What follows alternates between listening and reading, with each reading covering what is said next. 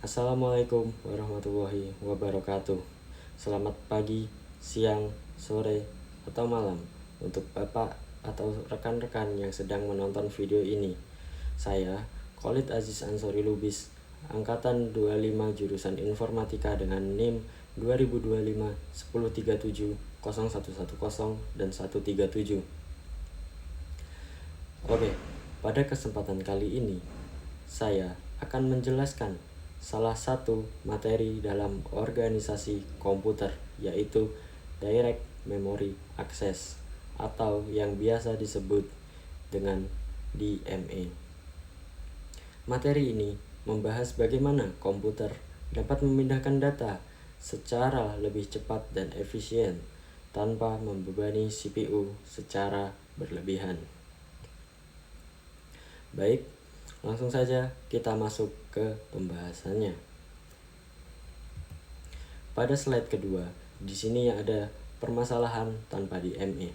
Sebelum membahas DMA, kita perlu memahami terlebih dahulu bagaimana proses transfer data dilakukan tanpa DMA.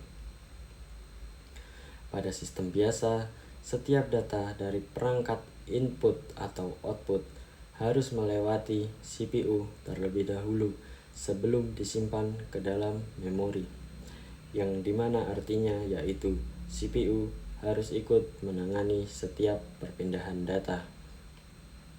Jika jumlah data yang dipindahkan sedikit, mungkin tidak menjadi masalah. Namun, ketika data yang dipindahkan sangat banyak, CPU akan menjadi sibuk dan performa sistem dapat menurun. Itulah alasan mengapa dibutuhkan mekanisme yang lebih efisien. Sini, untuk slide ketiga ada pengertian DMA. DMA merupakan singkatan dari Direct Memory Access. Sesuai namanya, DMA memungkinkan perangkat I/O untuk mengakses memori secara langsung tanpa harus selalu melibatkan CPU dalam setiap proses transfer data. Dengan kata lain, CPU hanya memberikan instruksi di awal, kemudian proses transfer dilakukan oleh DMA controller. Setelah proses selesai, DMA akan memberitahu CPU melalui interrupt. Karena itulah DMA dapat meningkatkan efisiensi kerja komputer.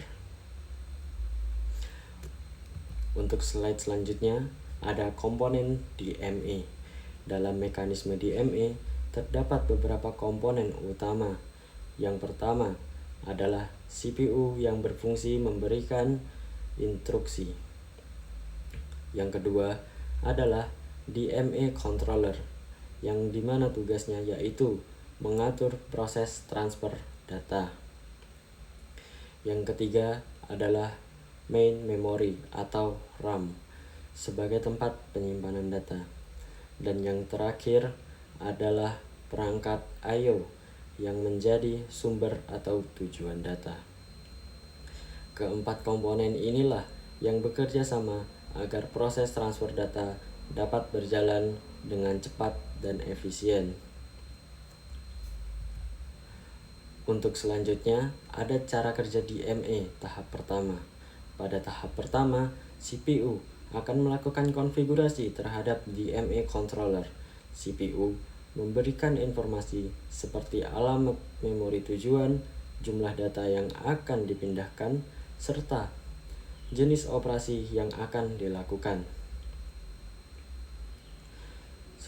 Setelah seluruh informasi diberikan, DMA siap untuk menjalankan tugasnya. Di tahap ini, CPU masih terlibat karena proses transfer belum dimulai. Untuk selanjutnya yaitu cara kerja DMA tahap kedua. Setelah menerima instruksi dari CPU, DMA controller mulai mengambil alih proses transfer data. Data dari perangkat I/O akan dipindahkan langsung menuju RAM tanpa harus melewati CPU. Hal yang menarik adalah selama proses ini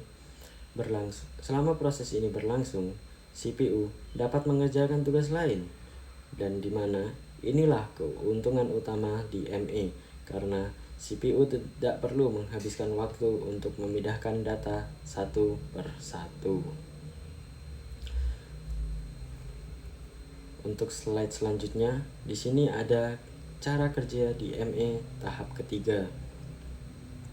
Ketika seluruh data berhasil dipindahkan ke memori, DMA controller akan mengirimkan interrupt kepada CPU. Interrupt ini berfungsi sebagai pemberitahuan bahwa proses transfer data telah selesai. Setelah menerima interrupt tersebut, CPU dapat melanjutkan proses berikutnya yang membutuhkan data tersebut. Dengan cara ini, komunikasi antara DMA dan CPU tetap berjalan dengan baik. Di sini ada perbandingan DMA dan tanpa DMA. Jika dibandingkan dengan metode biasa, DMA memiliki beberapa keunggulan, yang diantaranya tanpa DMA, CPU harus menangani setiap proses transfer data sehingga lebih sibuk. Sementara dengan DMA, CPU dapat fokus pada tugas lain. Selain itu, kecepatan transfer data juga menjadi lebih baik dan penggunaan sumber daya sistem menjadi lebih efisien. Serta karena alasan tersebutlah DMA banyak digunakan pada sistem komputer modern. Pada slide selanjutnya ada contoh penggunaan DMA. Dalam kehidupan sehari-hari, DMA digunakan pada banyak perangkat komputer, yang contohnya adalah SSD dan hard disk yang memindahkan data dalam jumlah besar. Kemudian, terdapat network card atau kartu jaringan yang menerima dan mengirim data melalui internet. Di sini ada juga sound card yang fungsinya yaitu mengolah data audio. Selain itu, GPU atau kartu grafis juga memanfaatkan DMA untuk memindahkan data berukuran besar dengan cepat. Tanpa DMA, performa perangkat-perangkat tersebut akan jauh lebih lambat. Dan yang terakhir yaitu kesimpulan.